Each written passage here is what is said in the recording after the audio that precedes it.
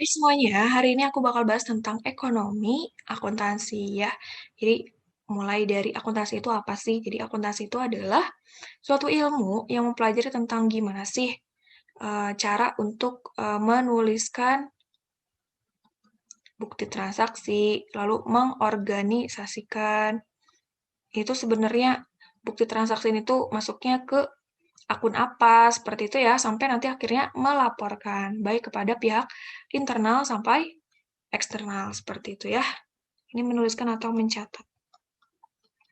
Oke, jadi di sini kita mulai dari bukti transaksi. Kalau udah ada bukti transaksi itu masuk ke jurnal, dibuat jurnalnya. Lalu buku besar, neraca saldo, jurnal penyesuaian, laporan keuangan, jurnal penutup. Nanti kembali lagi gitu aja siklusnya. Nah, di sini yang perlu diketahui adalah ada tipe akun atau saldo normalnya gitu ya. Ini aku biasanya gini, ngingetnya harta, utang, modal, pendapatan, biaya. Jadi HUMPB. Nah, untuk yang bertambah di debit itu adalah harta dan beban. Nah, gitu aja ya pokoknya. Kalau debit yang bertambah itu adalah harta atau beban. Jadi kalau misalnya hartanya masuk nih 6.000, nah berarti itu dicatatnya di debit. Nah, sisanya ya udah kredit. Nah, jadi perlu hafal satu aja. Untuk yang kreditnya itu kayak kebalikannya. Kalau misalnya harta berkurang, berarti di kredit. Kalau misalnya ekuitas berkurang, itu di kredit. Begitu. Sorry, kalau misalnya ekuitasnya bertambah, itu di kredit. Oke? Nah, sekarang kita masuk ke si tadi langkah-langkahnya gitu. Jadi, pertama itu buku besar ya, pas sudah dicatat bukti transaksi ya.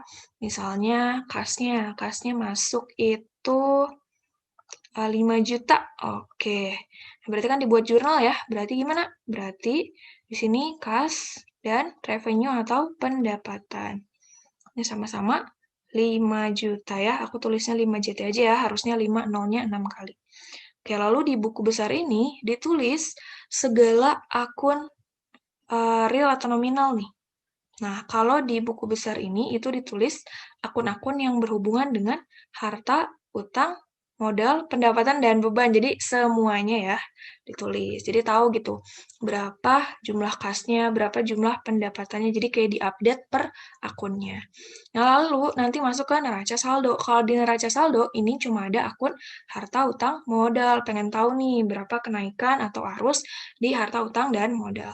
Nah, kalau di jurnal penyesuaian, nah, ini bakal disesuaikan nih. Jadi, misalnya ya, di jurnal penyesuaian itu ada pendapatan diterima di muka 500.000. Berarti kan kita harus jurnal juga ya, pendapatan diterima di mukanya itu bertambah 500.000 dan pendapatan juga bertambah 500.000. Seperti itu. Ke laporan keuangan ya, jadi sini ada neraca, laba rugi, dan perubahan modal. Jadi bedanya apa? Kalau di neraca, di sini ya dari neraca saldo tadi nih, sama mungkin ada penyesuaian dari jurnal penyesuaiannya. Oke, jadi di neraca ini, tadi harta sama dengan utang tambah modal. Kalau laporan laba rugi ini adalah akun-akun real aja, yaitu pendapatan dan beban. Nah, kalau di pendapatan dan beban ini, berarti kita tahu nih, kalau misalnya pendapatan dikurangi beban itu dia positif, berarti dia laba. Tapi kalau misalnya negatif, berarti dia itu rugi ya. Oke, nah selanjutnya itu adalah laporan perubahan modal. Laporan perubahan modal itu kan berarti yang dicari modal akhir ya.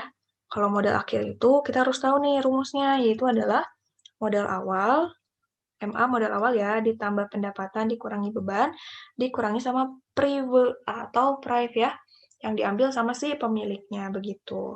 Oke, nah selanjutnya itu ada yang namanya jurnal penutup. Jadi kalau jurnal penutup ini adalah menutup akun nominal sementara yang dibuka untuk menghitung laba atau rugi perusahaan selama satu periode. Jadi yang ditutup itu apa aja? Pendapatan dan beban. Oke, lalu neraca saldo setelah penutupan. Nah, kalau neraca saldo setelah penutupan, ini adalah akun-akun real ya. Jadi akun-akun yang saldonya itu kebawa dari periode akuntansi berikutnya. Jadi kayak yang harta, utang, modal. Yang terakhir, jurnal pembalik. Kalau ini tuh membalik akun-akun. Nah, akun-akun yang apa? Yang menimbulkan perkiraan real baru. Seperti apa? Misalnya kayak beban yang harus dibayar. Jadi, biar kita bisa recheck lagi di tahun selanjutnya. Lalu, beban dibayar di muka. Beban dibayar di muka. Lalu, pendapatan yang masih harus diterima dan pendapatan diterima di muka ya.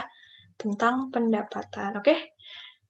Nah, so gitu aja materi tentang ekonomi akuntansinya. Semoga bermanfaat ya.